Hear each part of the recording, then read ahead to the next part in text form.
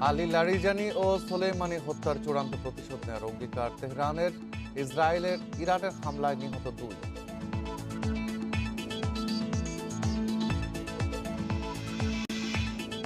Iran যুদ্ধ দীর্ঘ করতেই লারিজানিকে হত্যা করেছে ইসরায়েল, বলছেন বিশ্লেষক। যুদ্ধ বন্ধে মার্কিন উদ্যোগে বাধা।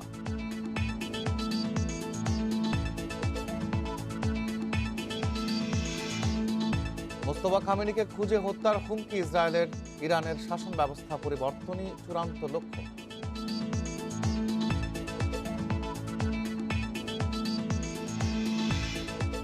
মধ্যপ্রাচ্যে সংঘাত না থামলে তীব্র খাদ্য সংকটের শঙ্কা জাতিসংঘের।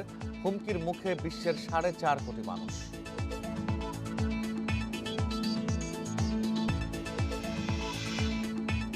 ইরান যুদ্ধে সঠিক হিসাব কষতে ব্যর্থ যুক্তরাষ্ট্র। সরকার পরিবর্তনের চেষ্টা বিফলে, আরটির বিশ্লেষণ।